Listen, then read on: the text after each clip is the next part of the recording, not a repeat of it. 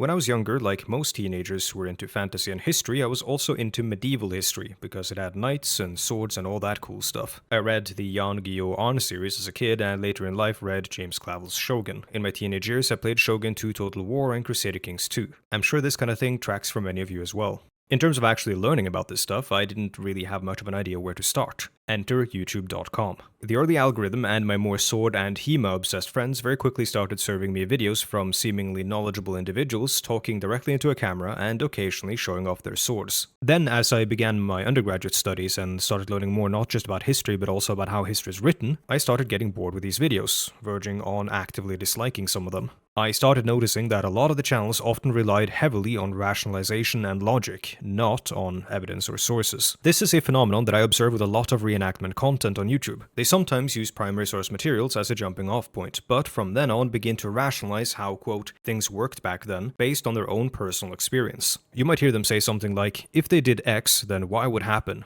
That doesn't make much sense, so they probably did Z. It's all argumentation and deduction based on what they believe, their preconceived notions, and their experiences.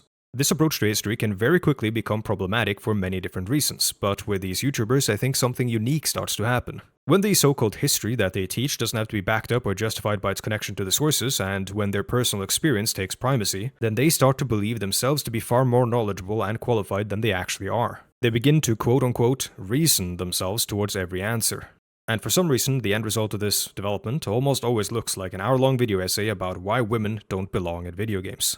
The plan here is to revisit 3 channels that I watched something like a decade ago, those being Lindybeige, Metatron, and Shadiversity, to see where they are now and try to figure out what's going on with them. When I'm not bogged down in research for one of these videos, you might think I'm doing something otherwise intellectually stimulating. You would be wrong. I'm watching British reality TV. The other day I was going to watch Come Dine With Me with my girlfriend. If you're not familiar, 4 people each take turns inviting the others to their home for a meal. They rate their experiences and whoever scores highest gets £1,000 cash. The kicker is that the producers almost always make sure one of the 4 people is insane, and they have a colossal crash out by the end of the week. Come Dine With Me and other British reality shows are readily available on YouTube for people in Britain, but I'm in Norway. That's where Surfshark comes in. Thank you Surfshark for sponsoring this video. Surfshark provides a VPN service that allows you to access region-locked content all over the internet by connecting through one of their 3,200 different servers in over 100 different locations. If I want to watch Come Dine With Me, I'll connect through a British VPN server, and then the service thinks my traffic is coming from the United Kingdom instead of Norway. Same applies for any streaming platform of your choice like Netflix, Disney+, HBO Max, and so on.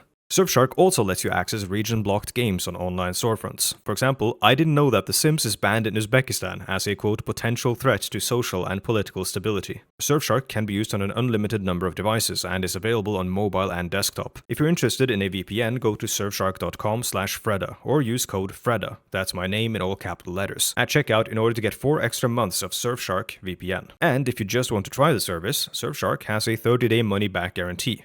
So go to surfshark.com/Fredda or use code Fredda at checkout for 4 extra months of Surfshark VPN. Let's get back to the Medievalists. First up, Metatron. Luckily, he has provided us with a perfect Rorschach test to figure out his politics and understanding of history. Was Nazism left-wing or right-wing? This question is a form of ahistorical syllogism. In my opinion, there are 2 major problems here. One, they use the American left-right dichotomy or political spectrum, and they forcefully apply it to historical European political regimes and ideologies. 2, they use 21st century political spectra and juxtapose them over 20th century politics. The core of his issue in regards to this is a phenomenon called presentism, though he doesn't use that word because it's a word an actual historian would use. Instead, he calls it an ahistorical syllogism. Presentism is a complicated subject, and there's varying definitions and ways to use the term. But one use of the term is to describe the way in which the present exerts pressure on the historian's construction of the past. You are continually being shaped and reshaped by what you experience and by the society around you. This can push and pull you towards interests, approaches, and methods which can influence or shape the ways in which you approach history. The sources, the so-called facts that you observe are all the same, but the angle that you approach them at, the facts you decide that are relevant to the history and the ones that aren't, are all things influenced by who you are. The issue about this complaint about history that wants to put the historian outside of the historian's context is that it essentially wishes for a history without the historian. You're asking for an analysis of history that stands apart not just from the historian, but also from the time in which the analysis is being conducted. A history that exists as an objective and true story to be simply uncovered, untainted by interpretation. This is impossible to accomplish. History has to fit into modern understandings of the world, and this, alongside many other things, of course, might be a point where me and Metatron fundamentally disagree. But I don't actually think so, and I'll explain why later on. To close off this point about history being a conduit between the past and the present, let me quote American historian Ha-Seok Chang. Quote, "Even though history is about the past, history writing is for those who are living in the present. Even if you could climb into Aristotle's head, as Kuhn was fond of recommending, how would you know how to navigate inside it? And if you somehow really succeed in thinking and talking just like Aristotle and his contemporaries, how would you come back and tell the rest of us what you've learned? If you could truly attain this ideal of historiography, you would be Aristotle, and we would need other historians to decipher for the rest of us what you're saying. The completely faithful history, if one could achieve it, might just be the past itself.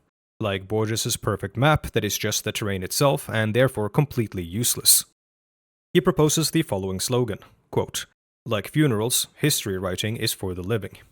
The analogy to the map is a really good one. Imagine a perfect recreation of the past. Everyone would be left to sift through all the data points themselves and to draw their own conclusions. We would have all the information available to us, and we would know and understand none of it. Expecting therefore 21st century American political ideas to overlap neatly and perfectly with 20th century European political factions in order to come out with an answer is a flawed analytical method. Yes, trying to figure out if Hitler was a, quote, "I'm with her" guy or a member of the Republican Party in 2016 is silly. But luckily, that is not what historians and others are actually doing when they approach this topic. What do we do now? Well, to answer this correctly, first, we need to ensure objectivity to our analysis. These guys very often present themselves as, quote, "rational skeptics who are just presenting the objective facts." I talked more about this method in my previous video, whereby it was used by a literal out-and-about Nazi. The general gist of it is to depoliticize history as a science, and to portray it as a series of crystallized, unchanging facts, which just so happen to correspond to the person's worldview. You assert things as, quote, "just the facts," and reason your way towards why these so-called facts you're presenting are true, without relying on much evidence produced by trained historians. You sidestep the actual debates and uncertainties of history in order to simplify the larger picture. The point is to cleverly avoid actually engaging with history and instead relying on debate and argumentation.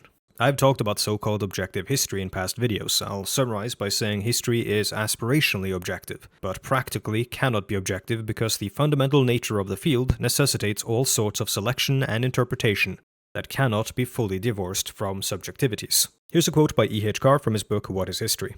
Quote, "The facts of history cannot be purely objective, since they become facts of history only in virtue of the significance attached to them by the historian. Objectivity in history, if we are still to use that conventional term, cannot be objectivity of facts, but only of relation, of the relation between the fact and interpretation, between past, present, and future."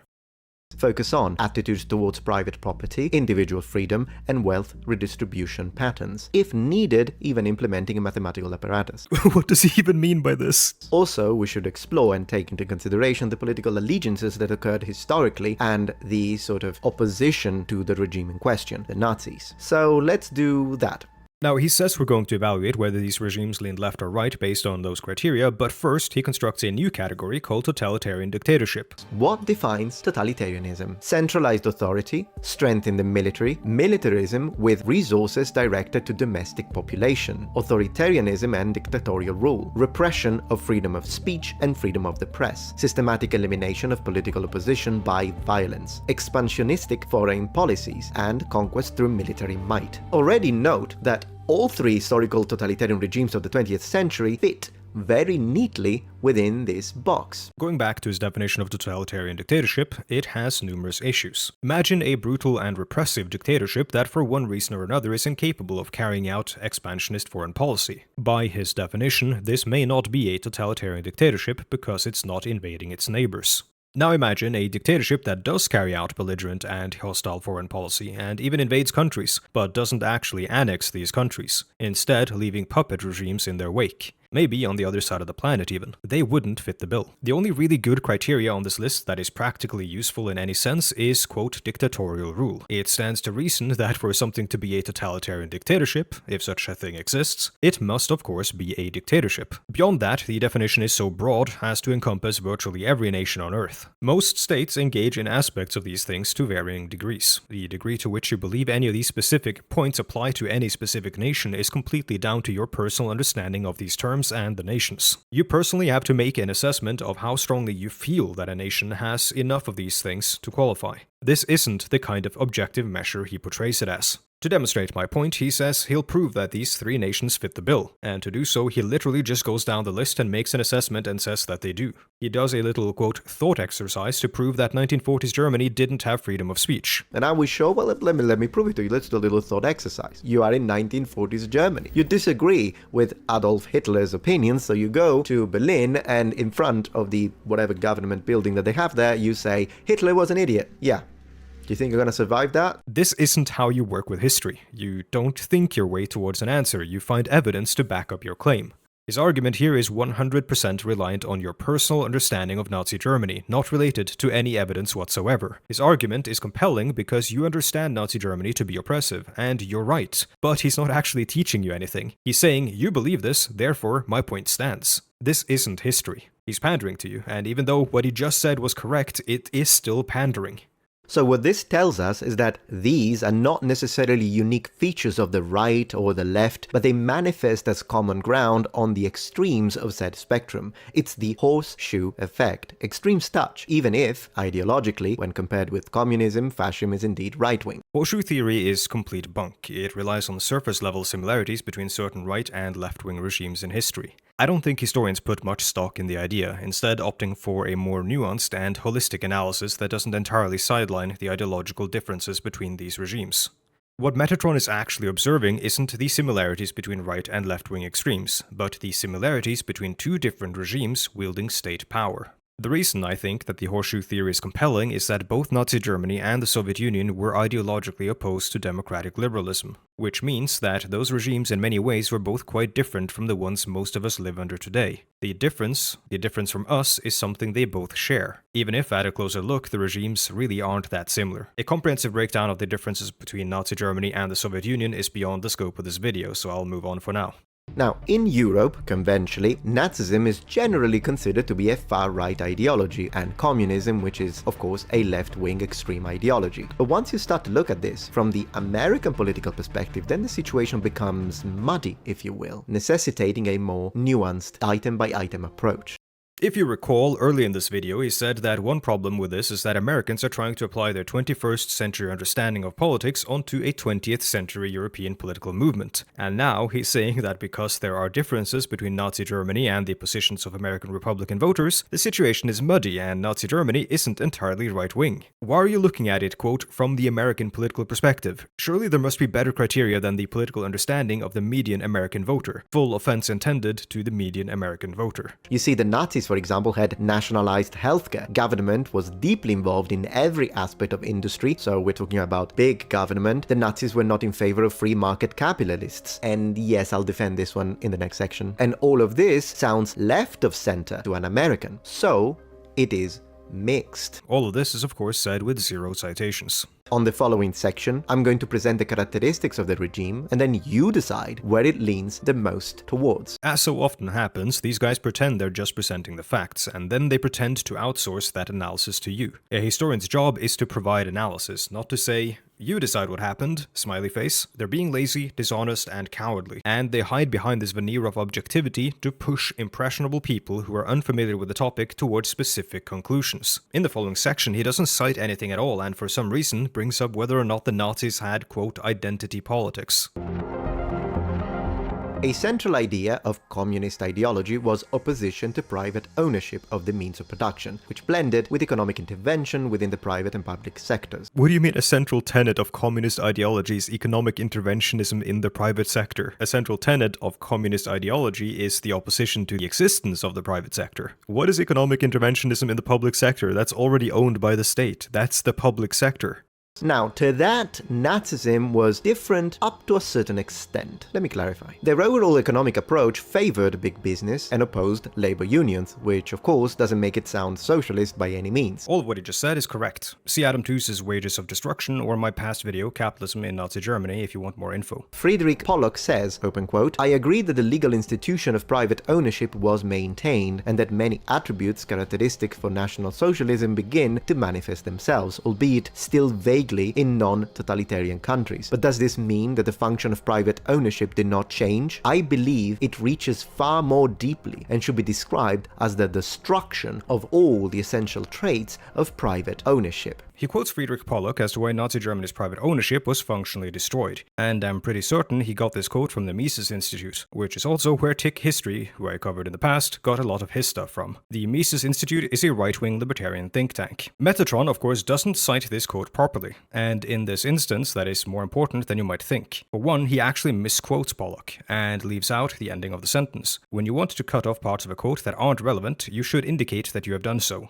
He does not. The full quote reads, should be described as the destruction of all the essential traits of private ownership, saving one exception. Pollock's argument isn't that capitalism is gone, it's that capitalism's management has been transferred into the hands of the state, while keeping the actual ownership and profits in private hands. He calls it, quote, divorce between ownership and control. It's conceptualized as state capitalism. I don't fully agree with that, but that's what Pollock believes, and it isn't quite what Metatron represents his beliefs as. This isn't the most important thing that Metatron leaves out, though. The most important part is that this was written in 1941, long before any serious historical appraisals of Nazi Germany had been undertaken, by the simple virtue of the fact that the Nazi period wasn't over yet. Even the economist writing here, not as a historian but as an economist, cannot hope to have all the information and data necessary available to him. What follows is an argument that Hitler would allow private ownership and management of business so long as the businesses complied with the needs of the state. And in Metatron's view, this isn't really private ownership or capitalism.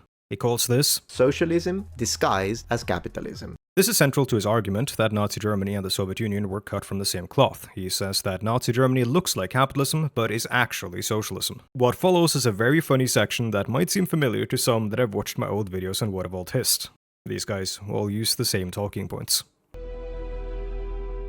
Alright, now I would like to dedicate a small section to race. With that being said, let's also remember that if you think that racism denotes right-wing position, then you would classify Karl Marx as a right-winger. And the reason I say that is because if you actually read the article he published in 1844 called On the Jewish Question, you would absolutely consider to be racist. He claims to have read On the Jewish Question, but probably hasn't, or if he did, he didn't really understand it. It was written in response to Bruno Bauer's The Jewish Question, hence the title On the Jewish Question. Bruno Bauer's text is very anti-Semitic, and Karl Marx is arguing against Bruno Bauer's anti-Semitic arguments. Karl Marx himself was born to a Jewish family. To modern ears, much of the language employed by Marx and even the title understandably sounds shocking, but that's because we're viewing it outside of its historical context. That being said, there are examples of Karl Marx being overtly racist in letters, particularly towards La Salle, which Metatron could have highlighted. Karl Marx undoubtedly harbored certain anti-Semitic and other racist beliefs, but bringing up this particular text is a very lazy and widespread right-wing talking point that isn't really convincing.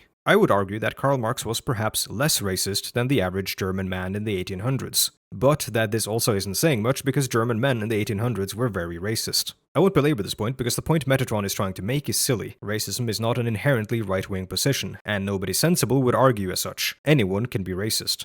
I believe he's saying this defensively, because he himself knows that racism is more prevalent on the right. In fact, much of this video can be viewed as defensive, particularly the last portion in which he gets very hung up on whether or not Hitler is a Christian, which I don't think is very relevant.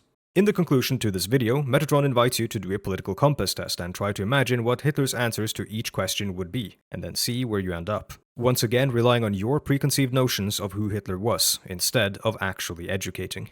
Therefore, Nazism should not be judged by whatever words Hitler crafted, and it should not be considered neither left nor right-wing, at least in the political sense. The only thing in which Hitler believed was accumulating personal power, and we have a name for that: totalitarianism. Thank you for watching. To conclude, I'd like to read a couple of quotes from Roderick Stackelberg, an expert on Nazi Germany. The conventional image of Nazi Germany as a totalitarian monolith in which every aspect of life was totally controlled from the top is misleading in several respects. For one thing, it implies that Nazi rule was maintained solely by coercion rather than, as was more generally the case, by popular consensus. The three dots indicate that I'm skipping later to the text here. It should be remembered that much that took place in Nazi Germany was not distinctively Nazi. Most importantly, perhaps, the monolith model fails to take into account the persistence of conflict and differences within and between government, party, and societal institutions, despite their hierarchical command structures. Quoting him again from the introduction. In my interpretation, Nazism is unambiguously a movement of the right, the conservative end of the spectrum. Stackelberg approaches some of the topics that Metatron brought up early in this video, like Americans getting confused about how how to interpret Nazism from their perspective, totalitarianism theory, and on similarities between extreme movements and so on.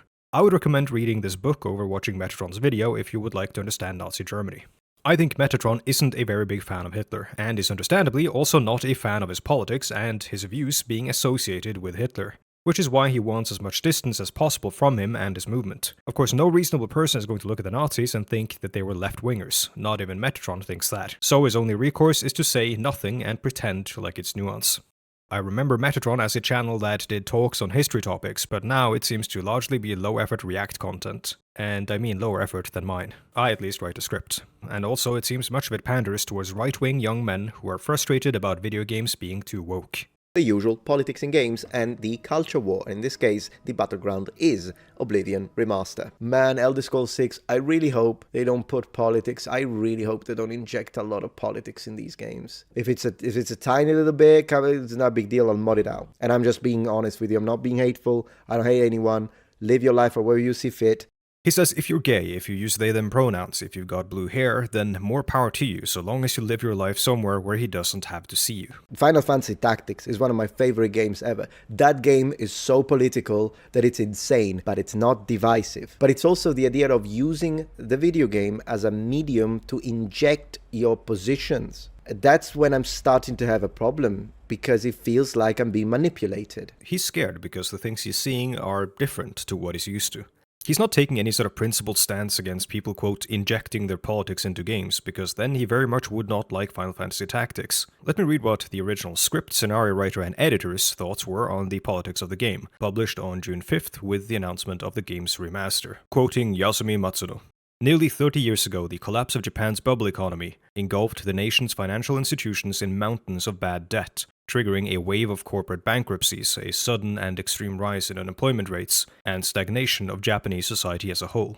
It was an era when many were robbed of hope, when dreams were measured by their price tag. Against this historical backdrop, I crafted a story. It was the story of Ramza, a young man who fought tirelessly against the entrenched social class system. It was the story of Delita, who sought to take advantage of this confusion and despair to advance his own social position. It was a story of a peculiar destiny in which friendship and betrayal intertwine. And now in 2025, a time when inequality and division are still deeply rooted in our society, I offer this story once again.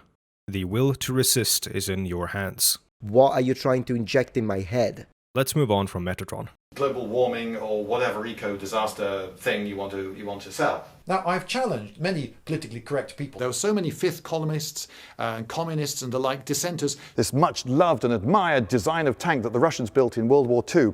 And I just want to show you how bad it was in so many ways. I still remember one video that stuck with younger me quite a bit. I think it was around 2012 or so when I started playing D&D. I saw a video of his where he reasoned that adventurers spelunking through dungeons and caves probably wouldn't carry their torch in front of them, because the bright light would interfere with your eye's ability to adjust to the darkness. Instead, you'd carry the torch to your side and behind you, so you can see what's ahead while carrying some light with you. And I thought, wow, he's smart.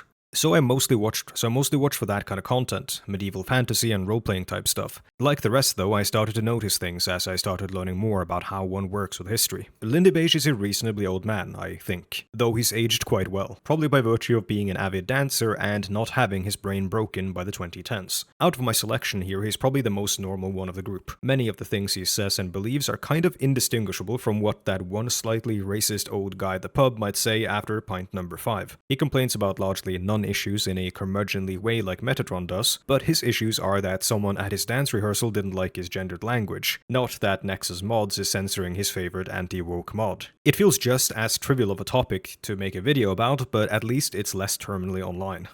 Lindybeige's history content is mostly sort of okay. It's entertainment. He mostly just talks about things he likes and finds cool. It's not super informative or well researched, but it's not terrible either. He's maybe going to say some weird things about women, non-binary people, climate change, the British Empire, or indigenous people, but if you look past that, then it's mostly okay, I think. Here's a video he did at the Bovington Tank Museum about the Soviet T-34 tank from World War II. I chose this video because it's relatively recent, it's something I find interesting, and as you'll see, it fits the theme of my video.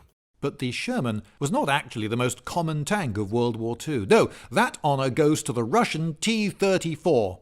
He refers to the tank as a, quote, Russian tank throughout the video, and whenever he refers to the Soviet Union at any point in time, he keeps referring to them as, quote, the Russians, with one exception. The Russians, and the Russian tanks. The Russians, big Russians. The Russians. This might sound like a nitpick, but this was not a Russian tank. This was a Soviet tank. The tank was designed and manufactured in Kharkiv, Ukraine. To many, this stuff is understandably touchy after Russia invaded Ukraine. Kharkiv sits quite close to the Russian border, and its civilian population is frequently victimized by Russian drone and missile attacks. Even if it wasn't for Russia's war of aggression, consistently calling it Russian is just wrong. It was Soviet. Strangely enough, at one point he calls the Soviets the Russians, says the Germans invaded the Soviet Union, and that the T-34 was made in Ukraine, all in the span of about 30 seconds.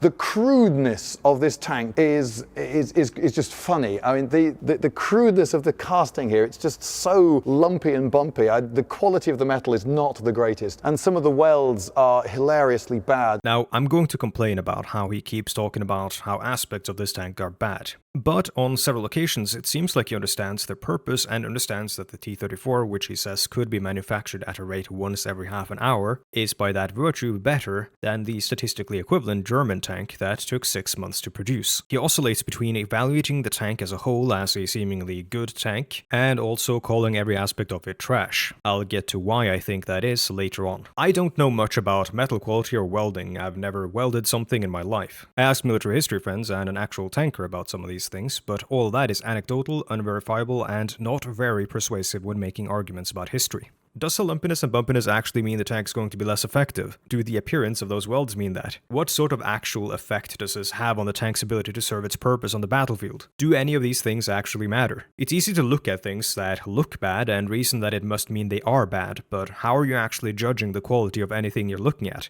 He doesn't go into detail, he just says it's bad.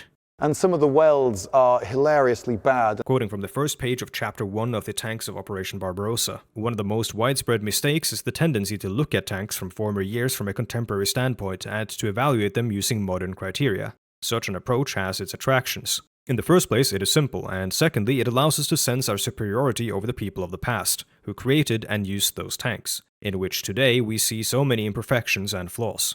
At the same time, often blaming of one or another detail of a tank for its shortcomings is in fact a result of the elementary misunderstanding of how, why, and for what purpose each detail was made part of it from the beginning.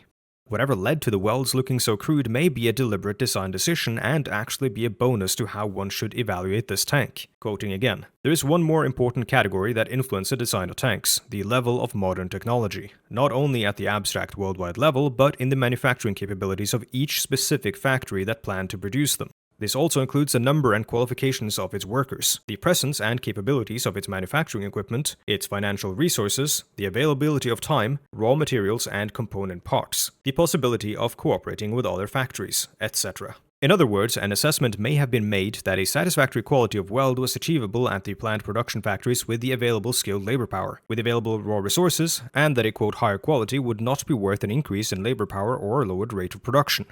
Now, there's actually a much more important factor to mention when it comes to the welds, that Lindybeige unfortunately does not mention. The so-called prettier German tanks often utilized interlocking armor plates which had to be hand-welded by highly qualified electric welders. As Germany had no shortage of skilled labor or machine tools, production wasn't limited by this. Instead, it was limited by raw resources.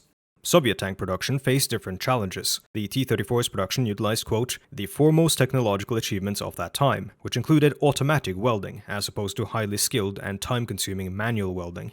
A good rule of thumb if you're ignorant about something from the past is to start from the assumption that they knew exactly what they were doing, not that you're smarter than them. They thought to themselves, well, a tank's going to last maybe, 3 months in action, so why make it so well crafted that it'll last for 70 years? No, it's going to blow up in 3 months, so make it good enough to just about last 3 months, and then it'll have done its job. One way of looking at it is it's like a hand grenade. It's a disposable item that you use them up. Now, is that so much different from any other tank? Yes, tanks were not designed to become museum pieces, yet here you are standing in front of one, and according to the very museum you're standing in, quote, after the war, T-34-85s continued in service around the world with over 40 nations for many decades. There are 3 T-34-85s at Bovington. I don't know which one he's referring to at any specific point because he never says, but all three have different histories. This could either be one that was used in the Korean War, one used by the Czechoslovakian army, or one built in Poland between 1951 and 1955. Only one of these three is confirmed to be wholly built in the Soviet Union. One's hull is confirmed to be built in the Soviet Union, and one was entirely built in Poland. These factors may all play a part in the way the tank appears. So you can see it actually does overhang the front a little bit, and there's a bit of a bodged solution there with a extra bar of metal added on. Bodged, meaning make or repair something badly or clumsily, but he doesn't really go into why that little bit of metal is bad. Quoting once again from the same book, from the same first page of chapter 1. It should be noted that the success or failure of various models of tanks is determined to a great extent by their capability to be adapted in a timely manner to the constantly changing tactical demands throughout their service life. If an adaptation could be made by welding on a tiny bit of extra metal, that seems like a very cost-effective solution. Look at the quality of the craftsmanship. Look at this just gap. They haven't welded it. There's a gap between the side plate and the back plate. And these bolt holes, you see, don't all have bolts in. But what the hell, that's enough to hold it on. Just shove it out the factory, it'll be fine. On the topic of the lack of bolts and the missing weld, allow me to quote again, this time from chapter 9.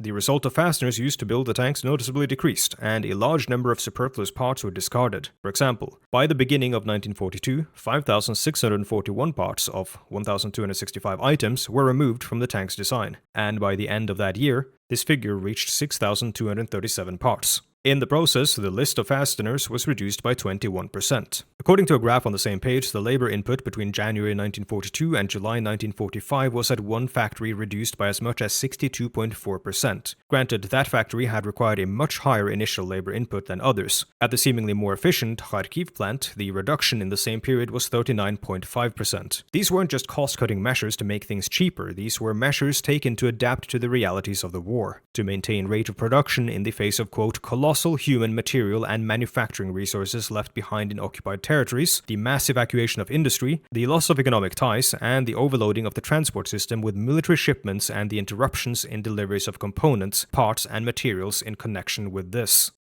And even today, so lovingly looked after by the people here at the Tank Museum at Bovington. You see it's dripping oil onto the deck, black.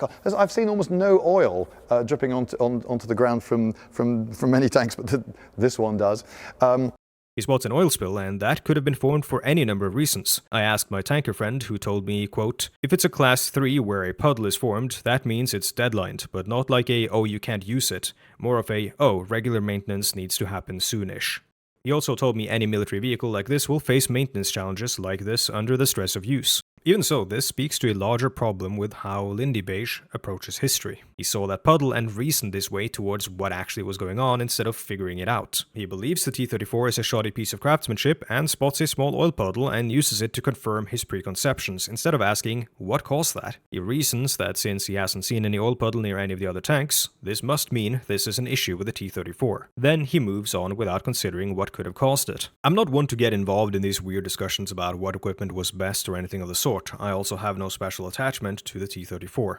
Granted, it is the first and I believe the only tank that I've seen with my own eyes, so in a way that makes it special to me, but it's also just a tool of war. Lindybeige oscillates between calling every aspect of the T-34's craftsmanship rubbish, and evaluating the tank as a whole as a tank that does its job. When he talks about how the tank sucks in various ways, he's looking at it not as a historian but as a fan of tanks. He's looking at it from a very subjective aesthetic perspective. He thinks elements of it looks ugly, so he critiques that. He thinks it's poorly constructed, so he critiques that. He sees improvised adaptations and doesn't like that. He makes reference to how British tanks do things better, because he thinks those are cooler and more practical. Those familiar with him know he's a bit of a British nationalist. But then he steps into the historian role and says that the T-34 is statistically just as good as the Panther, but the T-34 took 30 minutes to make, and the Panther took 6 months, which obviously would make the T-34 better. And then he goes back to talking as if the T-34 is something bought off of Temu.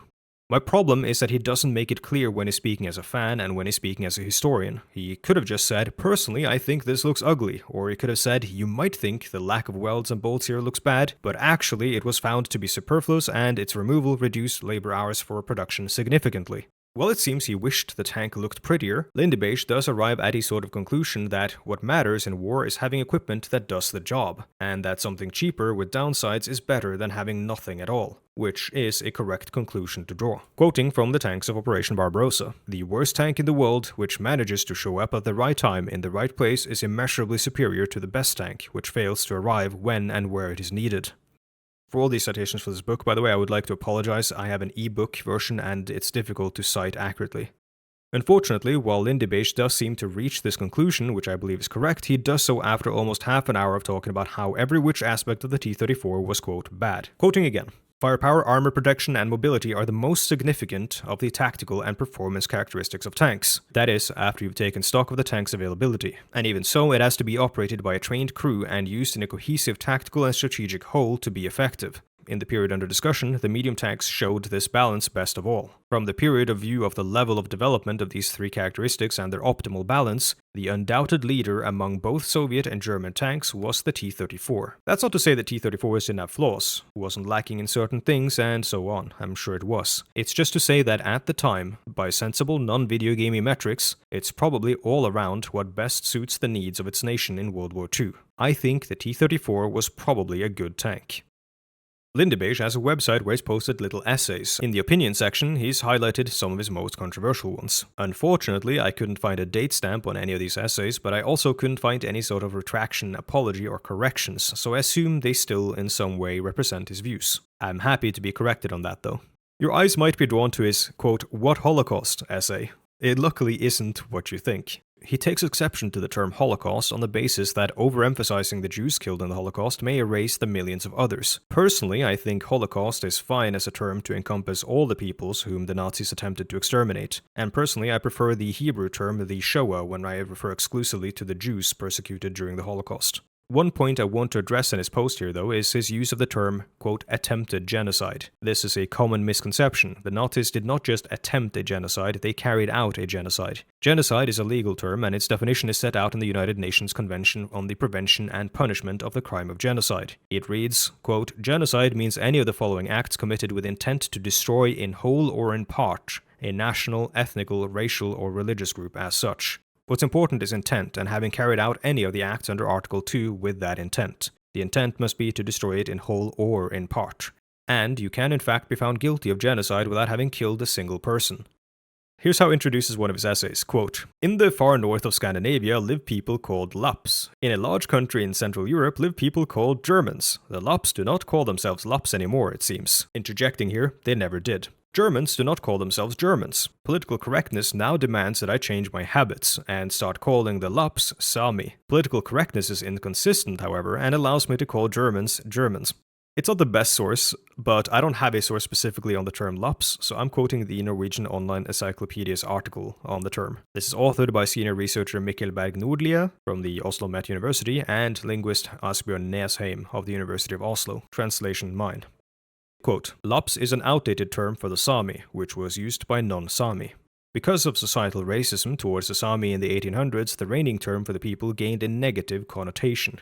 In Norway in the 1930s, the term Lapp was officially replaced by the Sami's own word for themselves, and following the Russian Revolution, the same occurred in the Soviet Union. Later it happened in Finland and Sweden too. This was a term used by the state towards a repressed indigenous minority, not a term they used themselves. It's taken on the connotations of an ethnic or racial slur, especially when utilized by people insisting on this word that hasn't seen official use in almost a century. The Sami understandably do not like it when you say, I prefer to use a different word to describe you, when that term coincidentally was also used by the people who carried out an ethnic cleansing campaign against your ancestors, and used the term to otherize you.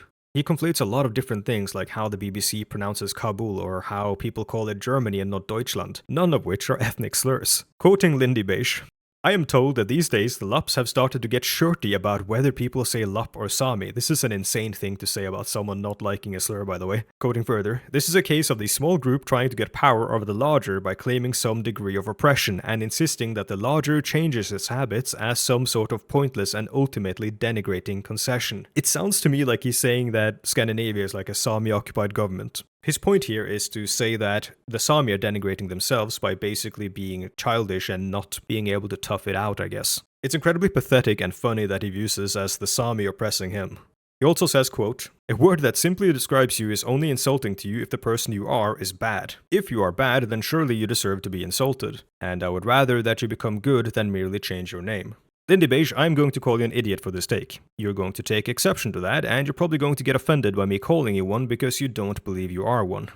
Mind you, this entire post happened because a Swede dared to correct him on a term that hasn't been officially in use in Norway, at least, for close to a century.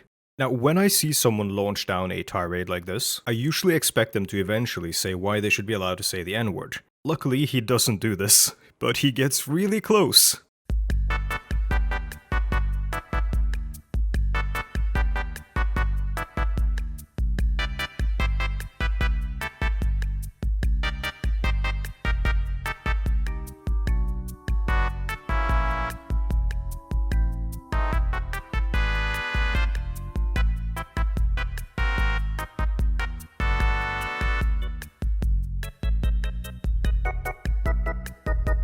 Now, I really don't want to read this part. Not because I'm scared of saying any of these words in context. The sentence just sounds so fucking bad, I don't want a recording of me saying it out there. Now, I'm not even talking about this term in specific, but in a general sense, it's actually the opposite of what he's saying here. There's something shameful about letting someone refer to you by a term that's intended to assert their inherent superiority over you in racial terms and to belittle you. It doesn't matter if you know they're wrong, because if enough people treat you like this, then they've made you their lesser. This is not how you treat an equal, or treat someone with respect. Lindaybeige spends a great deal of time talking about how getting offended by this sort of stuff means that you're childlike and in need of coddling, not seeing the irony of saying this in a 19-paragraph essay spurred by a Swede simply advising him to not use an offensive term that's outdated by close to a century. You're the one who seems in need of coddling, Lloyd. Moving on from that, he also has an essay on women's role in society. Lindybeige believes that a woman should be in the home and not the workplace. I think he best sums up how he wants to express his view by the following quote. "My feeling is that people should act in whatever way is more likely to make them happy. Coercion tends to prevent happiness, and freedom tends to promote it. I do not think that a woman's place should be forced on her. I think that women should be free. I also think that if they were truly free to pick the path that would, for them, lead to the greatest contentment, that many more of them would end up not going to work." Personally, I think the same applies to men, that both would prefer not to spend half their waking days in service of enriching the owner of their workplace. Lindybeige here instead highlights what he calls instinctual differences between men and women that just so happen to correspond to his worldview. These are differences in things that cause fulfillment for men and women, and he says that women would be better served to get money from a man than having to labor at a job and in the home, and so on. The text is full of presuppositions and assertions of how things are and how they seemingly have to be. Quote, "It is commonly remarked that men do not like to marry women who earn more than they do.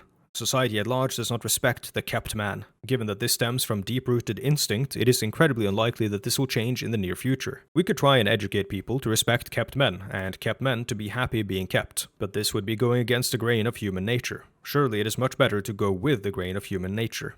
He conflates much of what he observes with so-called human nature. Humans are social animals. All social organizations we create are a product of human nature, because constructing complex social organizations are an inherent part of us as a species. This could be the family, the village, the nation-state, the trade union, and even capitalism. All of it is a product of human nature. It's in our nature to construct complex social organizations, and to sometimes replace those with ones that better suit us.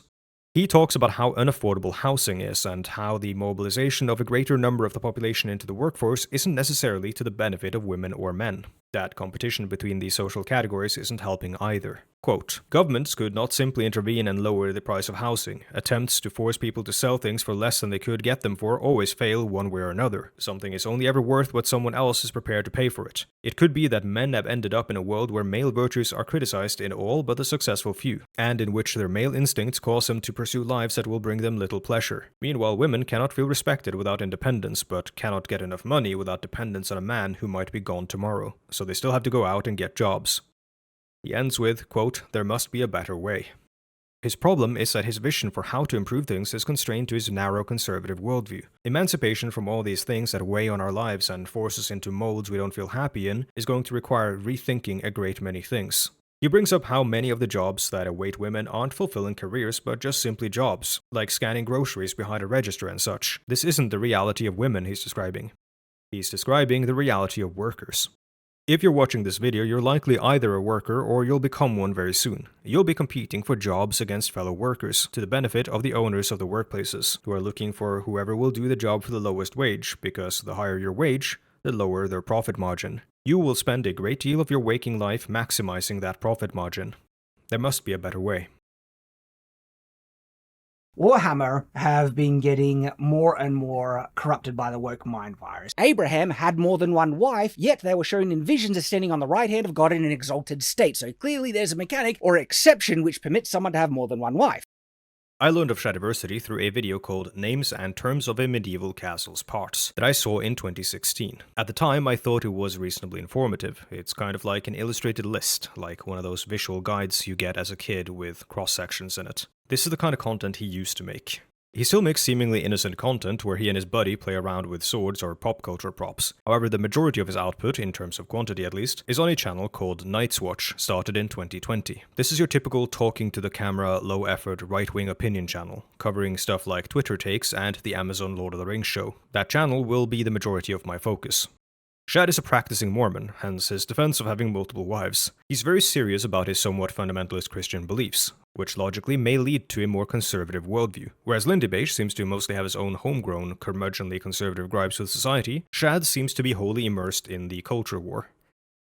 Already weird things are happening over the years. There was one thing where they're trying to say it's for everyone while actually excluding anyone who politically disagreed with them. Yeah. What he's referencing here is, I believe, a Norwegian YouTuber formerly known as Art Warhammer getting ordered by Games Workshop to remove the term Warhammer from his name because he was an out-and-about Nazi.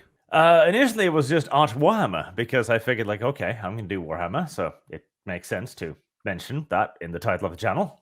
Absolutely. Why did you Games Workshop's lawyers disagreed. I'll cite a compiled list which itself has links to his videos. Arch's channel was basically him reading fandom wiki pages in a fake British accent that made it sound like he owned colonies in the West Indies, while calling goblins house N-words. When Warhammer took action against Arch, they also released a statement, which is what Shad is referencing here. I'll read the statement to you. Warhammer is for everyone. One of the great powers of our hobby is its ability to bring people together in common cause, to build bonds and friendships across divides. We believe in and support a community united by shared values of mutual kindness and respect. Our fantasy settings are grim and dark, but that is not a reflection of who we are or how we feel the real world should be. We will never accept nor condone any form of prejudice, hatred, or abuse in our company or in the Warhammer hobby. We will continue to diversify the cast of characters we portray through miniatures, art, and storytelling so everyone can find representation and heroes they can relate to. And if you feel the same way, wherever and whoever you are, we're glad you're a part of the Warhammer community. If not, you will not be missed. Games Workshop is saying that Nazis are not welcome in the hobby. Shad is offended by this, or at the very least pretends to be in order to appeal to his Nazi or Nazi-adjacent fans. This is pretty unambiguous because Shad specifically mentions Arch Warhammer. Yeah, not Arch Warhammer, not him, but it's for everyone, right? Yeah. So much of this is 2014 to 2016 internet coded that they even managed to name drop Sargon of Akkad. Because Sargon of Akkad said you can't have anything exclusionary, even when things are already represented. Oh man. This is so nuts. For some reason, Shad is also obsessed with AI. If you've seen his Twitter, you'll know that it's pretty much all him coming to the defense of AI as, quote, tool-assisted art or something like that. I don't really have a dog in this race, beyond the fact that I think AI art looks like dog shit. He's really up his own ass about it though, and berates artists about how AI art is better. For example, here he's saying Studio Ghibli's art style is, quote, plain and, quote, uninspired. This stuff is very personal to him, as evidenced by this part of his, quote, love letter to AI video, which sits squarely on the intersection between sweet and kinda weird, I think. I had a big crush on Supergirl growing up, and have a lot of nostalgic connection for this character, and what I love to do is to depict my wife as Supergirl, because that's who she is. She is my Supergirl. I don't know what to say about this stuff, but I thought it bears mentioning since a lot of people have very strong opinions on the use of this technology for so-called art, and it seems to be a pretty big part of who he is right now. Shad is a big fantasy nerd. I am too. I've been playing D&D since about 2012 with some of the same people that entire time. I read fantasy books growing up, and when I've traveled recently, I've been reading Ursula Le Guin's books of Earthsea. Shad did what a lot of fantasy nerds who also become YouTubers gain an audience and with it an ego do. He became an author. His universe or book series is called Chronicles of Everfall, and his first book is called Shadow of the Conqueror. It is a world of floating islands. The story takes place after the big fantasy villain was deposed by the good guys. The main character is this deposed fantasy villain. For some reason that is apparently never revealed, the deposed villain eventually feels remorse for his actions, and the setting's analogy to God then gives him a shot at redemption, transforming him into a 17-year-old version of himself for some reason. I will gladly read an entire book on history for a video, but I refuse to read a YouTuber's first fantasy novel, so instead I'm going to read you some choice reviews. Before I do though, I need to give a quick content warning. Apparently the book contains copious mentions of sexual assault and some of it being against minors, so I will be using words that some might find unpleasant. Quote, "This is a difficult review to write. I'm biased to like the author based off of his YouTube personality/channel. Because of that I want to like this novel, however it is rough for one minor and one major reason. So the minor reason is that the book needs editing. Quote, as is, the novel is very often expository, dumping mechanics, systems, and seemingly logic asides all the time. The tone of the written prose is fluctuating wildly, with supposedly heart-wrenching monologue from a character in one line and utterly neutral side on some tangent to the next line. For example, quote, blood was easy to wipe off because it's mostly water." Wait, what?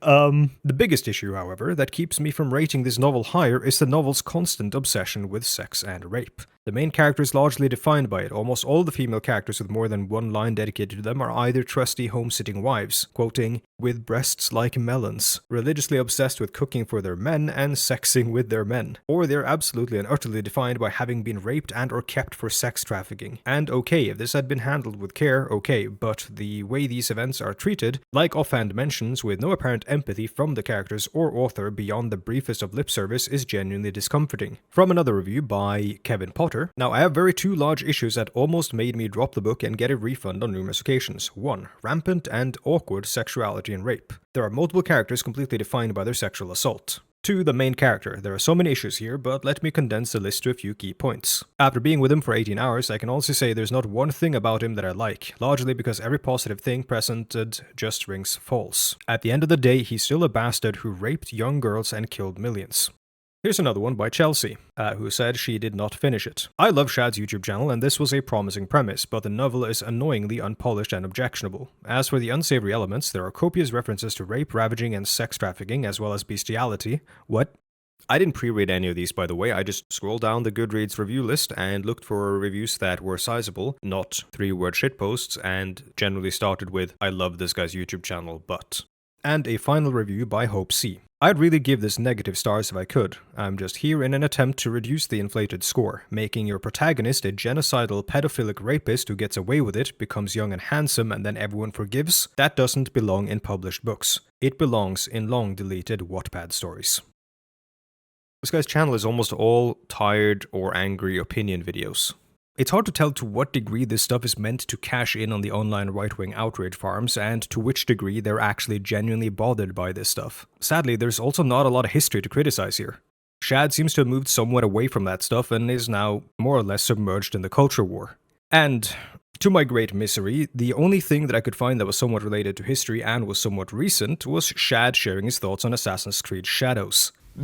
Yeah, so I've had an interest in this from a historical perspective, but as to the race of the character, I don't really care, honestly. I mean, there's been black samurai characters, Afro Samurai is one that comes to mind, in the past, and give me a good character, I'm happy. But what I find interesting is the double standard, right, and what they are doing. Usually the really woke progressive crowd cry bloody murder when you have something that's depicting a more diverse setting, like say if it was in Africa or sometimes in Asia and stuff like that, and if the protagonist is white, there's a phrase that they usually use to describe if the protagonist is white. Have you heard it before? Is it white savior? White savior. Yeah.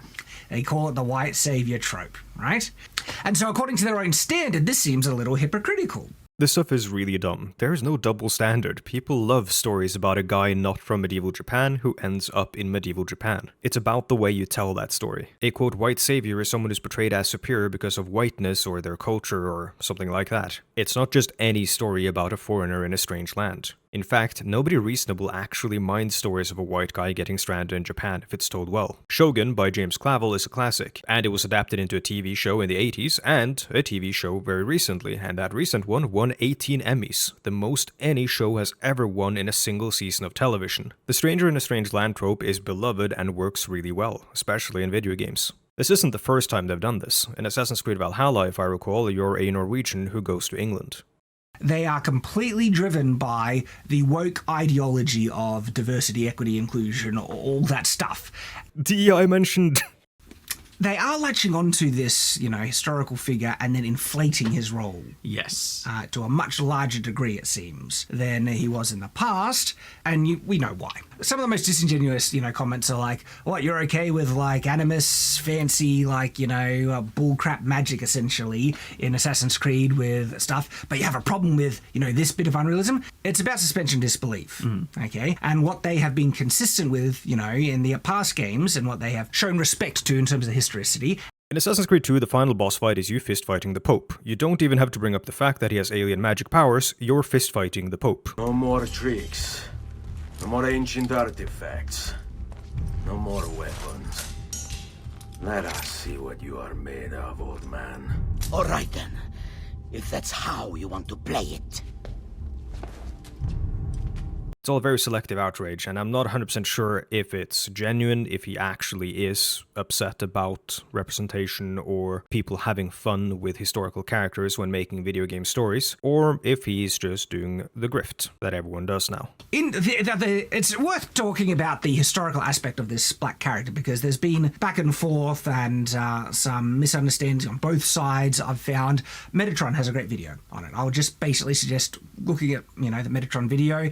And we've come full circle. Unfortunately, I wasn't able to do a lot of reading for this one, or a lot of history at all. It turns out these guys I used to watch for history don't really do much of that anymore, and maybe they never really did. Looking back at it, much of it was very surface level stuff, some of them just talking to a camera and being nerds, sometimes insightful nerds, but most times not really. If you look past all the weird stuff, my channel's not too different from theirs. I think part of the reason some of their content has fallen off and I'm growing is that they came from an older tradition of YouTubers. Back in their day, you could do whatever you wanted with zero effort, and they've kind of been stuck in that mindset. You just hit record and start talking to the camera. You're the guy everyone watches, so surely what you're saying is important enough to justify your video's existence. You're very smart and important. You've been doing this for a long time, so when it comes to history, you just go with your gut. There's no need to double check, to try to improve, be curious, learn, or anything of the sort. Metatron streams and just talks to the camera. When he makes a themed history-related video, it feels like it was written by ChatGPT. Lindybeige at least visits a museum and shows you a cool tank, but also kinda just talks at the camera. No citations, no evidence of actually engaging with history, though he does seem knowledgeable.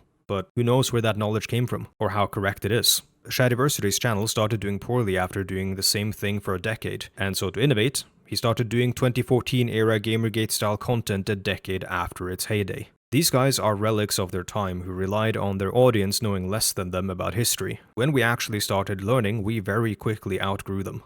I hope one day you guys outgrow me as well. Thank you for watching. And I want to give a special thank you to the patrons at the $10 tier. Lucanus F, Hengamer, The Ghost of Henry Kissinger, Clydak, Bishire, Jordan M, and Monday's Last Brain Cell. Some of you in the special thanks and in the scrolling credits have been around for a very long time. I am incredibly grateful. Without you, this channel might not have been possible. Thank you all so much.